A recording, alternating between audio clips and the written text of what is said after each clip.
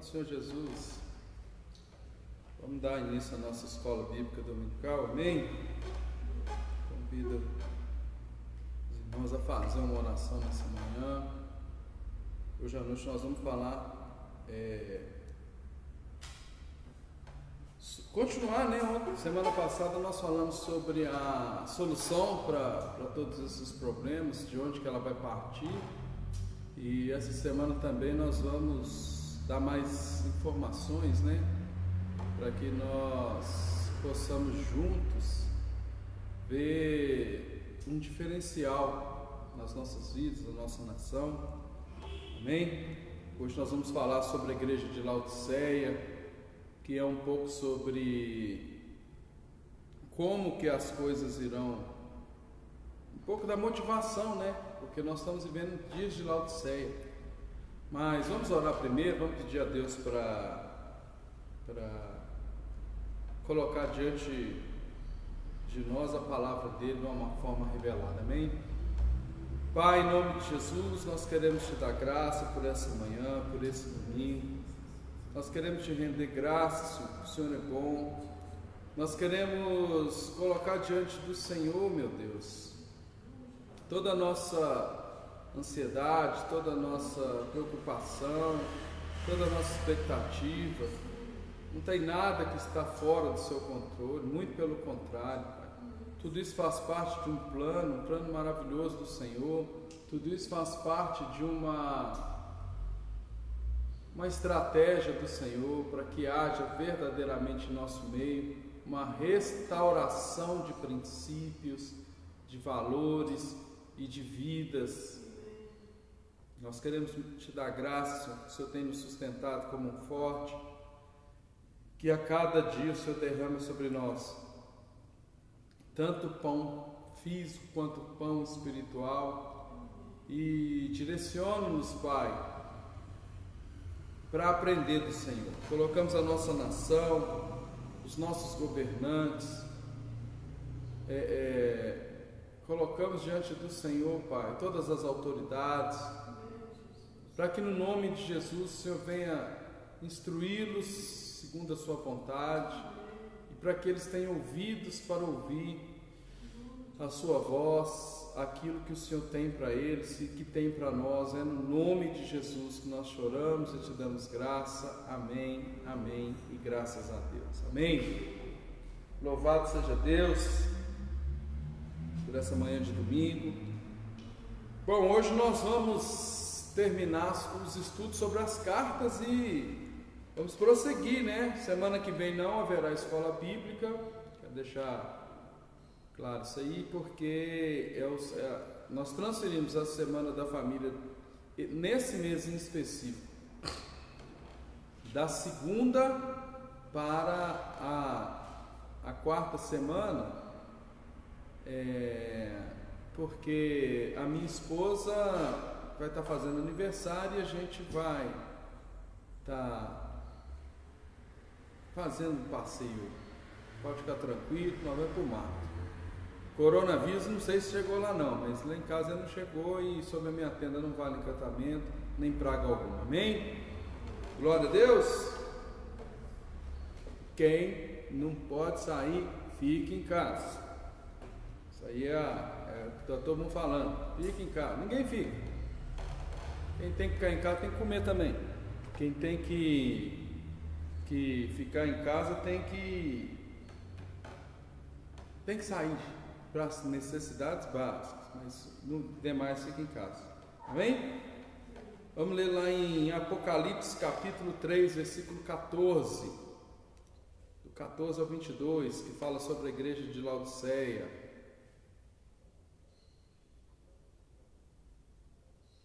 Glória a Deus.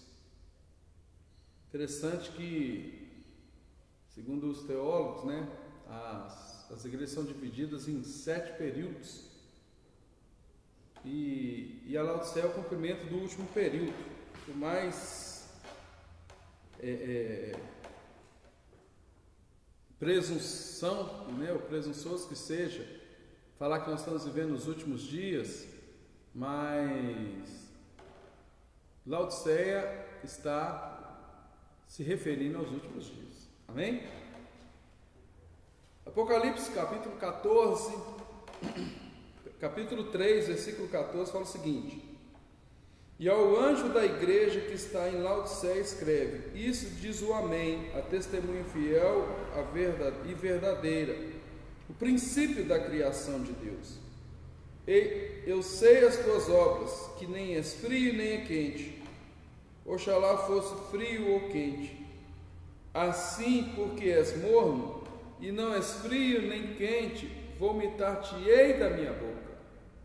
Como dizes, sou rico, estou enriquecido, de nada tenho falta, e não sabes que és desgraçado, miserável e pobre, e cego e nu.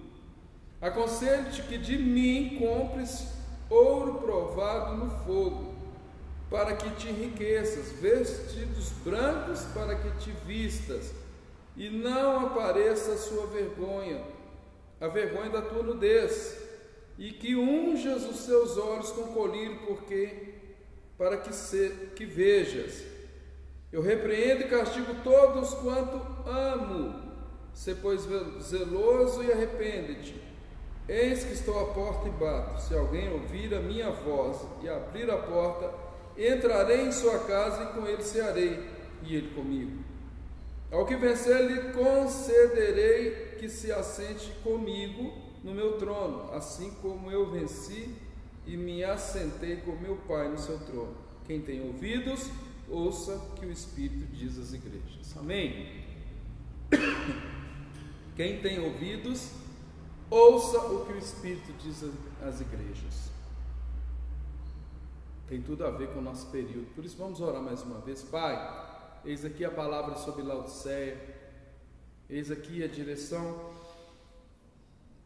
que foi dada pelo Senhor para que estivéssemos aprendendo um pouco mais da Tua vontade. Guia-nos segundo o Teu Espírito Santo. Faz, Pai, resplandecer o Seu rosto através dessa palavra em nome de Jesus. Amém e graças a Deus. Amém? Ô Glória! Dona Glória está aí assistindo a gente. Amém. Meus irmãos amados, meus irmãos queridos, vamos conhecer um pouco sobre Laodiceia e o que Cristo quis dizer a Laodiceia e o que isso vai representar nas nossas vidas. Amém? Laodiceia, que hoje é a cidade de Al-Kali, na Turquia, e não sei se vocês perceberam, todas as igrejas que foram citadas aqui no livro de Apocalipse estão dentro do país da Turquia. As cidades, né, que foram citadas, que na verdade a igreja é uma só, mas as cidades que foram citadas estão dentro da Turquia. E a grande maioria dessas cidades, elas passaram por várias tribulações durante 2000 anos, é claro, né? Então, que história linda do povo turco. Viu o crescimento da igreja, do desenvolvimento, as cartas. Foi um lugar onde o apóstolo Paulo esteve daqui para lá, de lá para cá, os apóstolos João e outros, né? Laodiceia é uma igreja morna, indecisa, que não posiciona espiritualmente, representa as igrejas atuais, onde o valor material é considerado mais importante que as vidas. Essa é Laodiceia, gente, uma igreja que tem por característica o seu próprio nome, porque o nome Laodiceia significa o seguinte: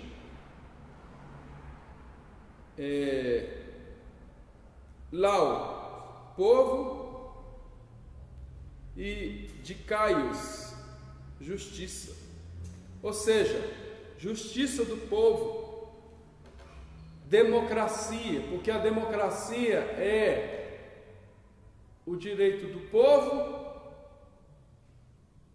direito que emana do povo, a justiça do povo.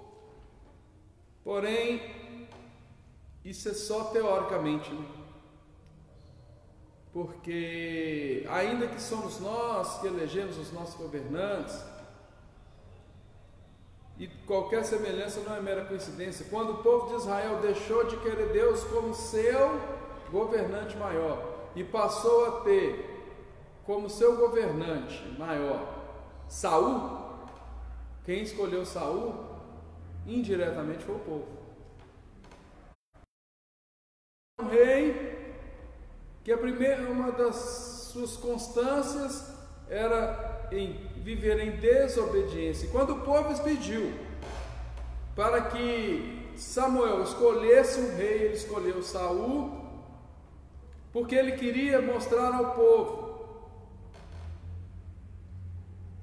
que quem governa é Deus. E quando a gente escolhe o outro,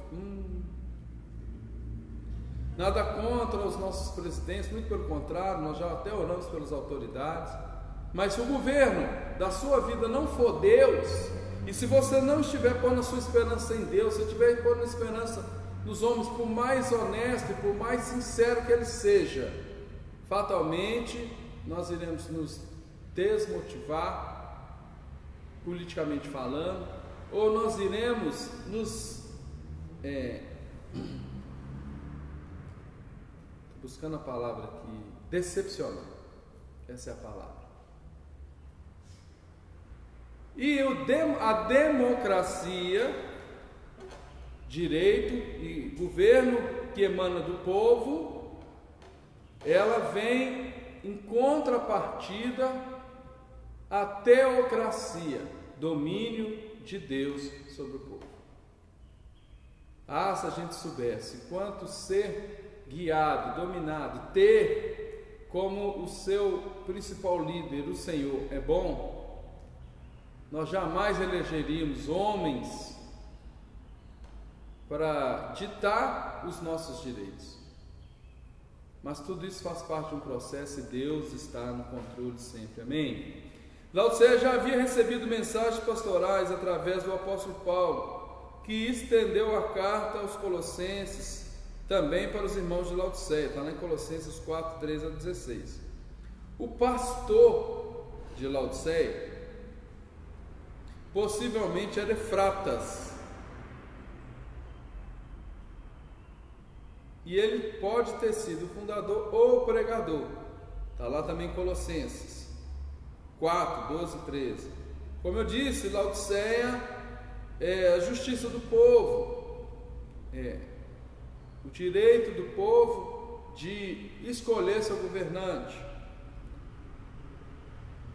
Laodiceia não recebeu elogios, só recebeu a instrução de se arrepender e voltar ao zelo, e a promessa é compartilhar o trono. Olha como é que a gente vai vivendo aqui. O anjo da igreja que está em Laodiceia escreve: isso diz o Amém. Por que Jesus fala? Isso é uma coisa que nós estamos aprendendo aqui em cada escola bíblica, em cada apresentação, porque Cristo se apresenta a todas as igrejas de uma forma a chamar a atenção para aquilo que ele quer dizer, né? Ele faz uma introdução se apresentando, mostrando quem ele é, para que a igreja em questão, a cidade que vai receber a informação, ela possa enriquecer no conhecimento e entender quem é que estava falando com ela. Quando Jesus diz o Amém, ele está falando assim: eu que confirmo as orações, é a mim que é feita as orações. Quando ele diz a testemunha fiel e verdadeira, ele está querendo se colocar e se apresentando como a própria verdade. Eu sou a verdade. E quando ele se coloca como o princípio da criação de Deus, Jesus estava presente na criação de tudo. Ele quer dizer assim: olha, eu que sou o que criou, eu estou presente, eu não sou qualquer um, não. Eu estava presente na criação, eu participei junto com o Pai, que cai por terra todo o pensamento humano de algumas seitas que dizem que Jesus era apenas um grande profeta. Não. Ele não era um grande profeta. Ele é o Filho de Deus, que estava com Deus e que era Deus e que é Deus. Amém? E aí ele vai continuando falando: eu sei das tuas obras, que não és frio nem quente. Oxalá, quem dera fosse frio ou quente. O que isso quer dizer? Quem não é frio, não é quente, é o quê? Morno. E o que é ser morno? Morno é literalmente em cima do muro. Não está nem totalmente no mundo, mas também nem totalmente está na igreja. Vive uma certa indiferença na questão do amor. O morno fala sobre a sua indiferença espiritual. A água da cidade vinha de aquedutos das fontes termais de Herópolis, cerca de 10 quilômetros. Até chegar em Laodiceia, a água ficava morna. É tão interessante que em todas as referências que Deus faz sobre as igrejas, Ele faz questão de dizer àquelas pessoas sobre coisas que estavam acontecendo, coisas que eram comuns naqueles lugares. Para quê? Para que aquelas pessoas tivessem um entendimento melhor. É por isso, meus irmãos, que a revelação foi dada de uma vez por todas através dos livros da Bíblia, mas porém nós podemos trazer a interpretação para os nossos dias. Nós temos que, quando a gente atualiza, quando a gente cita fatos do momento dizendo que são bíblicos, é porque é uma forma de apresentar a Deus. E isso serve muito para a forma evangelística.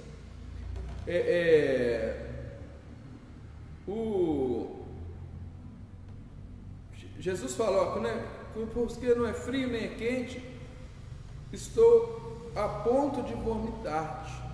Por que Deus estava a ponto de vomitar Laodiceia?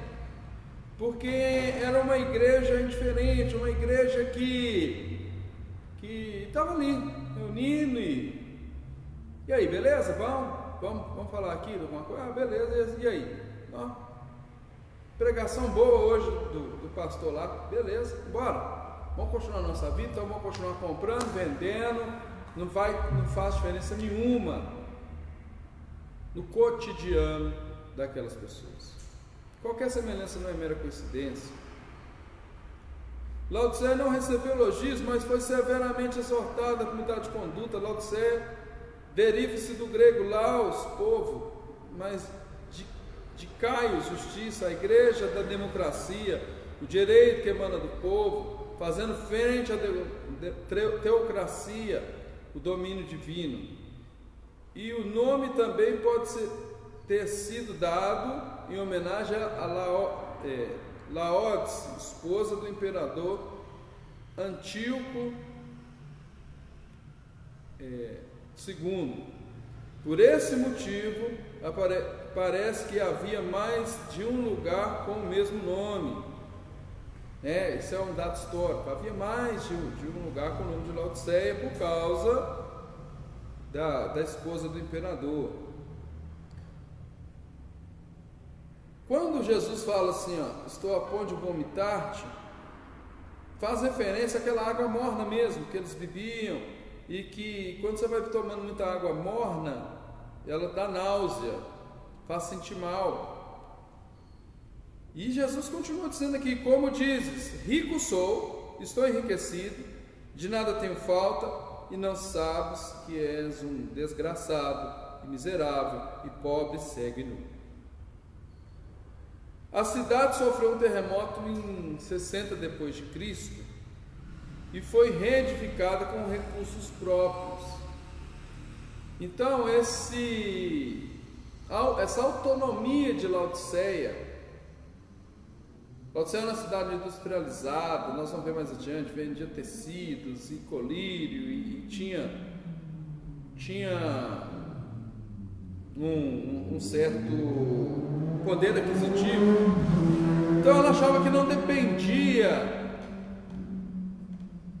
de Deus, nem dependia das provisões divinas, porque ela já tinha dinheiro. E eu volto a dizer, qualquer semelhança não é mera coincidência, porque ultimamente as igrejas têm vivido isso. Eu tenho dinheiro, então agora para que eu vou ficar orando? Já tem dinheiro, já tem as ovelhas para sustentar, sou eloquente, nós fazemos obras. Deus é só a nossa desculpa. E aí é que a casa cai. Aí é que quando Deus chega para se mostrar e para dizer quem é Ele, ou qual condição espiritual que ela se encontrava, a coisa não ficou boa para eles não. Sabe por quê? Sou rico, estou enriquecido, e de nada tenho falta. Pessoas que têm esse pensamento, elas não têm como Deus o Senhor, têm como Deus Mamon, ou seja, as riquezas. Tem pessoas que passam a vida inteira tristes e sem se sentir completas, sem se sentir plenas, numa depressão, numa angústia, numa ansiedade muito grande, porque acha que a vida só será completa quando essa pessoa tiver dinheiro.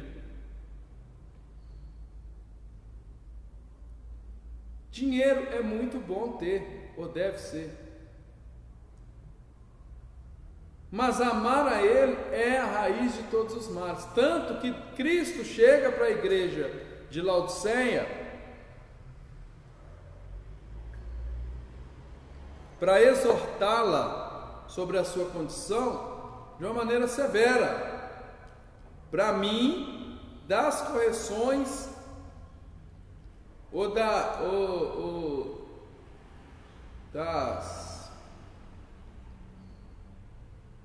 do esclarecer de quem era essa igreja. Essa é a mais que foi mais severamente castigada. Mas não sabe, versículo 17, e não sabes que és um desgraçado, e miserável, e pobre, e cego, e nu. Desgraçado e miserável é a situação espiritual de Laodiceia. Sabe o que isso quer dizer? Que Laodiceia não conhecia Deus, pregou sobre Ele, teve relacionamento com Ele, teve uma carta, a carta de Colossenses. Na verdade ela foi para Colossenses e Laodiceia. A carta teve uma carta escrita, teve a visitação do apóstolo Paulo e a ministração da palavra de Deus através da vida do apóstolo Paulo. Você já pensou, vocês aqui em Tabernáculo, tem que aguentar um pastor Wilson pregando? E aí, Laodiceia tinha como pastor, está certo que era o Efratas que era o pastor, Epáfras, mas teve como cooperador dele o próprio apóstolo Paulo. E com o decorrer do tempo, ela foi se deteriorando. Por quê? Porque começou a colocar mais ênfase nas riquezas que tinha do que no Deus que era o provedor da igreja. Amém? Fala também, olha, pobre segue nu, situação espiritual oposta à realidade aparente. Laodiceia tinha um progresso industrial e força econômica com um forte sistema bancário e desenvolvimento financeiro. Havia muitas indústrias de tecido, havia laboratórios com produção especial do famoso colírio, também tinha uma escola de medicina. Nós estamos falando de uma metrópole, gente. Nós estamos falando de um lugar muito parecido com a nossa cidade, que tinha indústrias, que tinha laboratórios, que tinham bancos. Era uma cidade bem estruturada, porém, espiritualmente ela estava fracassada. Ela estava fracassada por quê? Porque ela fazia da sua direção, ela fazia do sua força as condições materiais que tinha nela. E isso é ao inverso do que Deus apregou na sua palavra, do que Jesus viveu aqui nessa terra. Não é que Jesus era um miserável, não. Porém, porque no ministério de Jesus houve várias pessoas que ajudaram financeiramente o ministério de Jesus. Isso é fato, tá? É bíblico. Porém, Jesus nunca, primeiro que Judas não deixava sobrar, né? E segundo que não era a preocupação dele, muito pelo contrário. Tudo que ele tinha, ele revertia para a ajuda daqueles que o seguiam. Vocês acham que fazer uma viagem missionária com 12 pessoas hoje seria barato? Quando, quiçá naquele tempo. Porém, né, e louvado seja Deus por isso, não foi o foco de Jesus as riquezas. As riquezas são uma ferramenta de trabalho excelente para quem sabe usar. Porém, se você usa da sua ferramenta como a sua opção de adoração, ela deixa de ser valiosa para ser um empecilho na sua vida. Amém?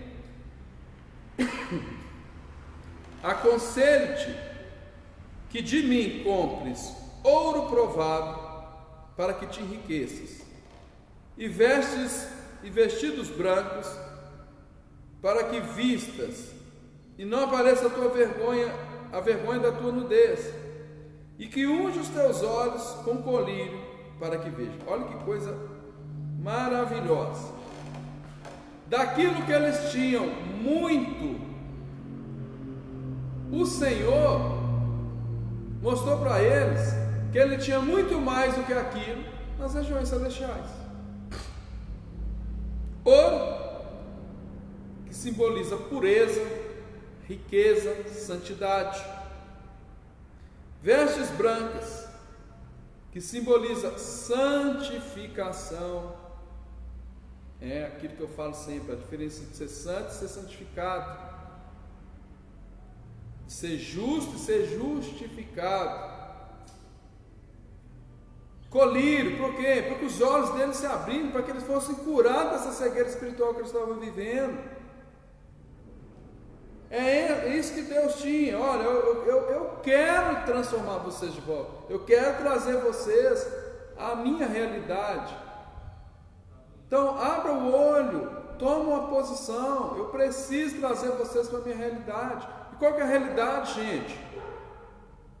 Sinceramente, eu estava conversando com a Cida, mandei uma mensagem para ela, o seguinte: não só ela, estamos todos muito preocupados com a situação que estamos vivendo. Há especialistas, nós estamos falando das coisas mais momentâneas, mas vocês podem ter certeza que, como existe a gripe hoje, de agora em diante vai existir coronavírus. E de tempos em tempos vai ter surtos, segundo os especialistas estão dizendo. Então, ou seu corpo vai criar imunidade ao coronavírus, ou vão se criar uma vacina, né? Já tem uns estudos aí em prática já, faltando fazer os testes, né? Mas que conseguiram localizar uma proteína que inibe consegue inibir a ação do vírus e tal. Falta fazer os testes para saber se ela será eficaz mesmo, mas foi feito um levantamento genético do vírus, enfim, é coisa da ciência. Então as pessoas estão andando com medo. Olha, nós vamos morrer, vai ter familiar morrendo e tal. E aumenta por causa da nossa autopreservação. Mas tem uma outra condição que a gente não está levando em conta e deveria. Ninguém quer morrer, amém? Eu creio que não, né? Mas eu tenho uma palavra para você: você morreu hoje, você sabe para onde você está indo, se você crê em Cristo Jesus. E tem mais, gente. O nosso medo da morte, ela é, infelizmente, uma falta de conhecimento da sua realidade espiritual. Eu estava falando para ela, dando exemplo, a gente, para nascer, a gente é gerado num lugar confortável, com todas as nossas necessidades supridas, na grande maioria das vezes, que depende da mãe, né? Você está ali numa dependência da sua incubadora natural, que é o ventre da sua mãe, que é a placenta, né? Que é o que vai se criando ali. Você tem todas as suas necessidades supridas, se a mãe se alimenta bem. Você está guardado ali para um líquido aminoácido que ele te protege até de impactos, ele te dá a condição de flutuar, então você não sente os impactos da vida. E de uma hora para outra você é colocado de cabeça para baixo. A sua incubadora começa a sentir dores e contrações, ou seja, o lugar começa a se apertar. Há uma transformação fisiológica. Essa transformação fisiológica da mãe, que causa dores, e o espaço, a saída daquele lugar de conforto, que além de ser apertado, você vai passar num lugar que teoricamente não caberia você passar. Isso na questão do parto natural. E é por isso tudo que eu estou falando, que é a importância de um parto natural. Você vai passar por um lugar apertado, você vai sofrer um impacto inicial de mãos te puxando, pega você pelo pescoço e te puxa, um impacto de luz, sucção nas vias aéreas, tapa para chorar. A criança a gente já nasce apanhando, já começa por aí. A gente já nasce passando por provação. Você já pensou que situação traumática que é para uma criança o parto natural? Que coisa maravilhosa que é. Você já vem para esse mundo sendo preparado para as adversidades dele. O parto de cesárea, a única diferença que tem é que você não vai passar por um buraco que não te cabe. Mas você vai ter sucção de vias aéreas, vai ter tapa para chorar, vai passar por todos esses tipos de provação. E isso, meus irmãos, é a função de Deus preparar para a vida. O pós-vida, que é muito melhor do que vida. Isso é a garantia que a palavra de Deus nos dá. Morar nas regiões celestiais é muito melhor do que morar na terra. Ela também é passada por uma situação traumática, que é de você sair desse corpo para ir para o corpo celestial. Mas eu quero te dizer, vai valer a pena. É por isso que o apóstolo Paulo falou assim: olha, eu ando meio em aperto no coração. Se eu fico vivo para ajudar vocês, ou se eu morro para poder ter descanso. De qualquer forma, o meu viver é Cristo, o meu morrer é lucro. Qual que era o lucro? Ele estava indo para um lugar melhor. É como você que morou num apartamento de 49 metros quadrados e vai morar num apartamento de 100 metros quadrados. Você já pensou? Eu ando pensando nisso aí. Pessoas que estão vivendo essa quarentena, que estão tendo que ficar dentro desses apartamentos de 2 quartos, sala, cozinha, banheiro e um pedacinho de área de serviço, com filho, não está confinado, está enjaulado. E louvado seja Deus, porque é melhor do que não ter, melhor do que estar debaixo de uma ponte. Está passando prova. E aí, meus irmãos, Deus chega para dentro de Laodiceia mostrando que Ele é aquele que corrige, que a correção de Deus, ela é momentaneamente desagradável, mas ela vai trazer consequências boas, como um parto, como a morte. É por isso que essa autopreservação que a gente está vivendo nela, né? De vou morrer. Gente, Deus tem projeto nas nossas vidas, promessa nas nossas vidas, e essas promessas vão se cumprir. Mas quando chegar o dia de acabar, acabou. Não tem que ter medo, não tem que ter pânico, não tem que viver sem ter plenitude por causa da condição da morte. A condição da morte está na sua vida desde quando você nasceu. Então vamos largar de lado, estou até abrindo um parênteses aqui, vamos largar de lado o medo, vamos seguir com fé. Seu dia foi contado, Deus conhece o seu último dia. Se o meu último dia foi agora aqui ministrando, glória a Deus. Minha mãe está até aqui para avisar os outros, e ainda estou fazendo uma live, mas como tem promessa, eu creio que não vai ser agora, amém? Então, Jesus chama a igreja, puxa a orelha da igreja. Por quê? Jesus podia deixar essa igreja para lá, falar, não quer me servir?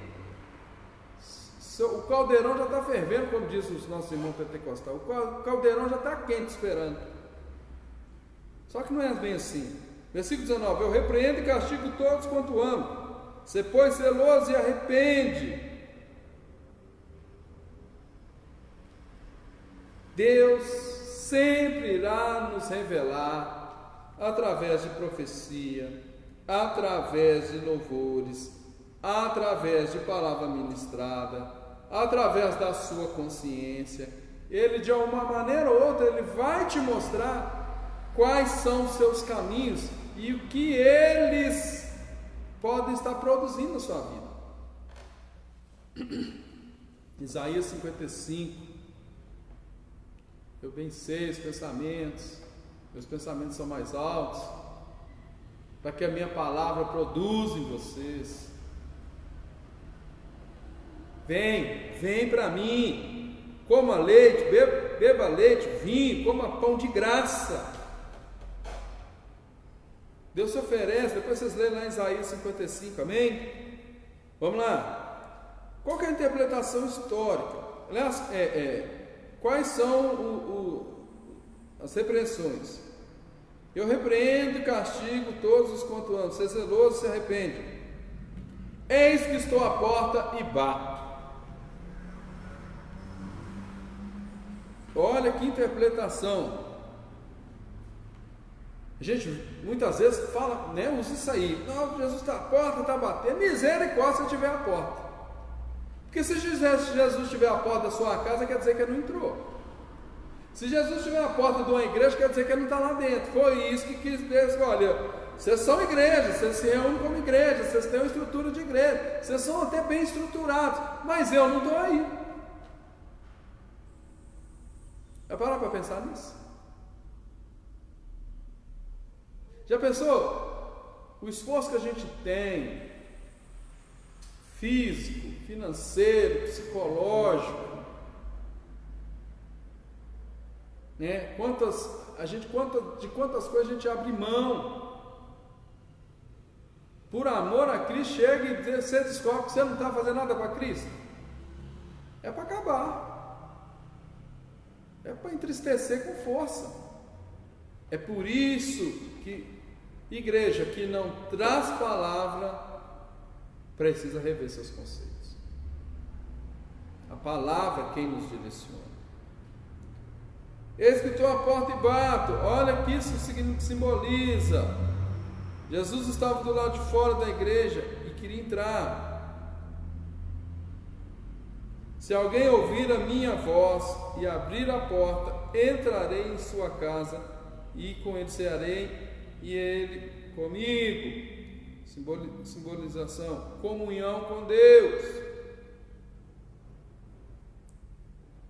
Ao que vencer, lhe concederei que se assente comigo no meu trono. Reinar com Jesus.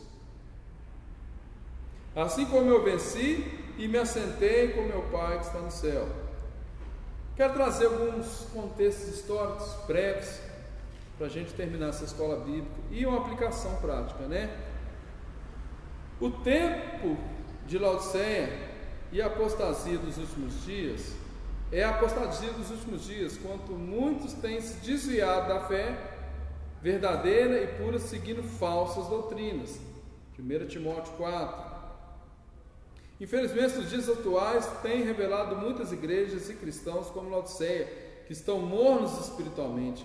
Sua prosperidade tem feito se acomodarem e não realizar a missão que fomos chamados. Muitas denominações estão ricas e se dedicam a construir seus próprios impérios, sem, contudo, cumprir o desafio missionário. A igreja moderna precisa se posicionar diante de Deus a respeito do pecado. Não pode ser morna e precisa de um verdadeiro avivamento. Infelizmente, a teologia da prosperidade tem feito as igrejas se tornarem como Laodiceias, arrogantes e valorizam mais o dinheiro que as vidas preciosas para Deus. Meu Deus! A única coisa que tirou Jesus do sério, ou seja, que fez ficar nervoso mesmo, foi ver o comércio religioso no templo, segundo a João capítulo 2, 12 a 17. Com certeza, hoje Jesus fica com nojo de ver igrejas mornas que dizem ser avivadas, mas são indecisas. Eu quero te dizer nessa manhã, primeiro que eu louvo a Deus porque no nosso meio são pessoas que têm buscado um compromisso, e a mesmo nós que buscamos compromisso, Deus tem nos exortado, Deus tem nos feito passar por condições difíceis. Para quê? Para que a nossa fé aumente, para que haja comunhão, para que o nosso interesse por Deus seja maior pelo interesse das coisas que Ele pode nos dar. Laodiceia representa uma igreja morna, gente. Uma igreja indiferente, que não serve a Deus por quem Deus é, mas quer servir a Deus por aquilo que Ele pode dar. Ou seja, que está mais interessado na bênção do que em Deus.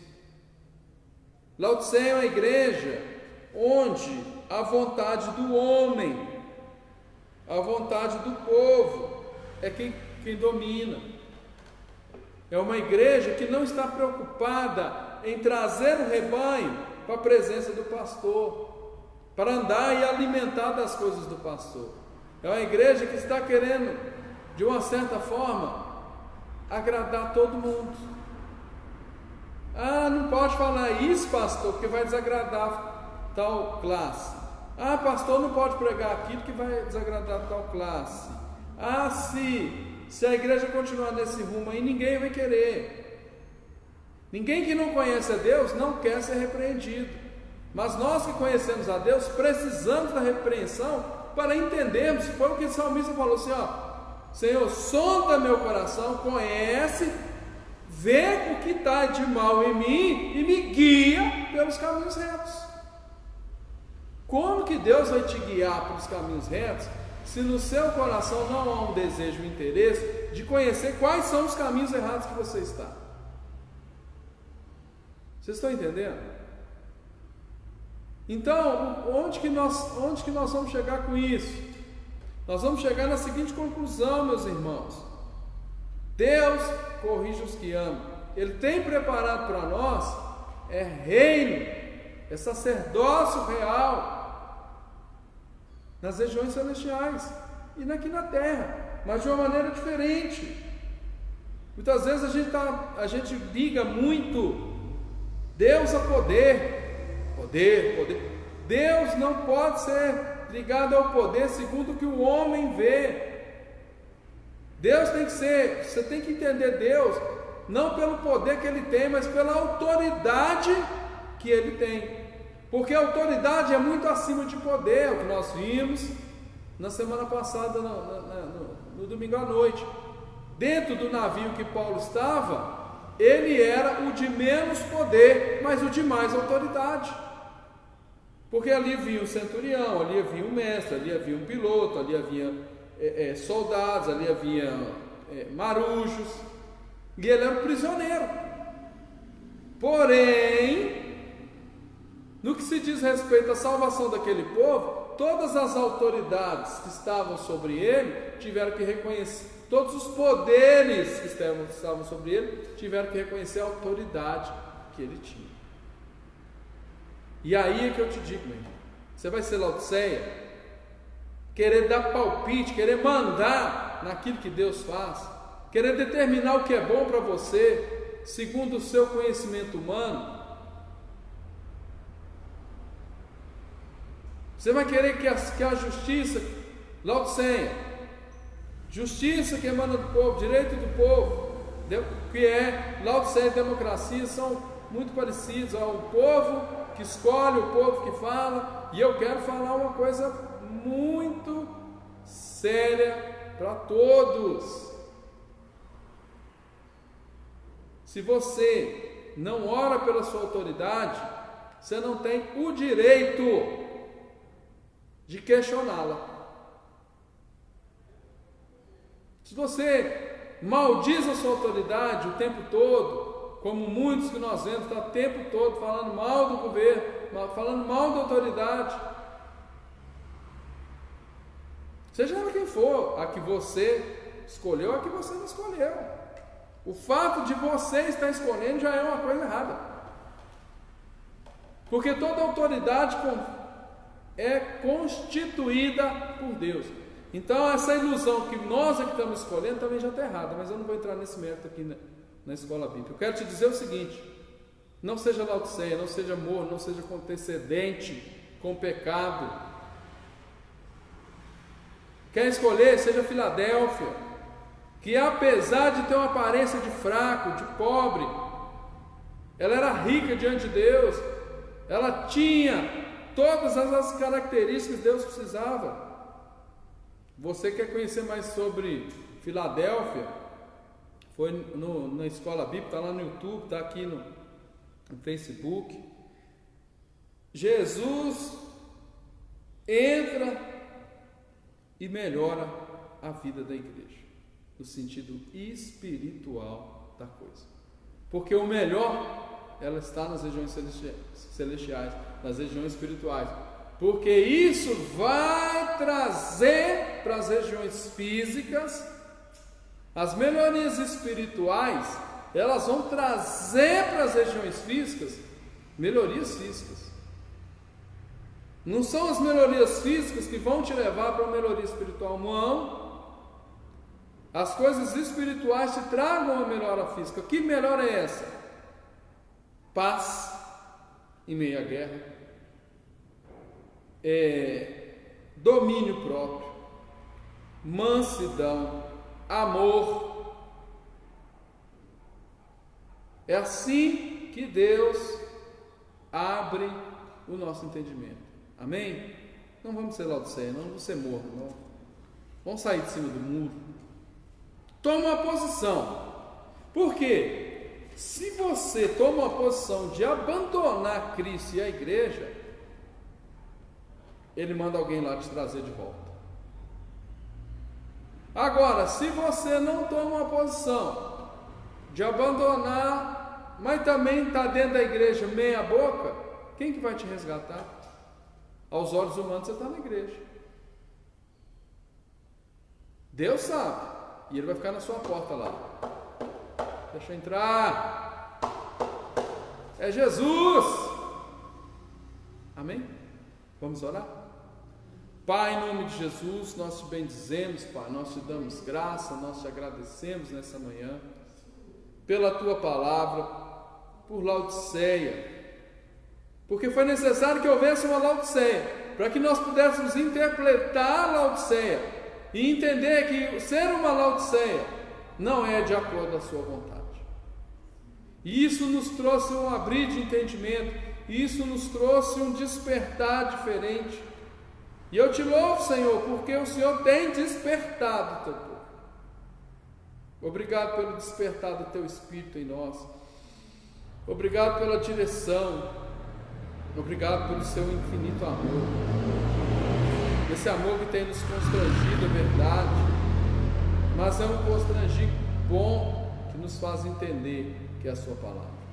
Eu oro para cada pessoa que me ouviu, que me assistiu, que irá me ouvir, que eles possam despertar, Pai, para a sua condição espiritual e se colocar diante do Senhor, arrepender dos seus maus caminhos. Deus, em nome de Jesus, toma em tuas mãos a tua igreja e guia-nos nesses dias difíceis. Refrigera nossa alma, guia-nos mansamente pelas águas tranquilas, para que quando nós estivermos passando pelo vale da sombra e da morte, o nosso coração continua firme, porque o Senhor é conosco. A sua vara e o seu cajado nos consolam. E nós possamos ver bondade e misericórdia seguindo as nossas vidas por todos os dias, no nome de Jesus. Amém, amém e graças a Deus. Amém. Glória a Deus, louvado seja o nome do Senhor. Hoje à noite, se Deus quiser, às 19 horas, nós vamos estar fazendo outra live. Deus tem dado uma palavra aí sobre o nosso orar, nossa conduta nesses dias difíceis. Deus nos direcionando a como nos conduzir. Você que estará aqui no templo, porque nós sempre fomos serviço essencial, né? Mas agora legalmente falando. E você que vai estar aqui, você que pode estar aqui, esteja. Você que não pode, fique no seu lar, mas esteja assistindo com a gente, dando seu joinha, né? Todos os nossos vídeos estão sendo compartilhados. Estou fazendo um projeto aí, estou fazendo orçamento que nós vamos poder transmitir ao vivo pelo YouTube, né? Estou fazendo um orçamento aí com pessoas para a gente implantar aqui na igreja um CFTV, que é câmera de monitoramento, e da mesma forma a gente vai poder passar e vai poder estar de olho nas atividades aqui quando nós estivermos longe, enquanto nós estivermos impedidos. Amém? Que o Senhor abençoe, que o Senhor faça resplandecer o rosto, que o Senhor dê paz, e até mais logo, até mais à noite, no nome de Jesus. Amém e graças a Deus. Louvado seja Deus.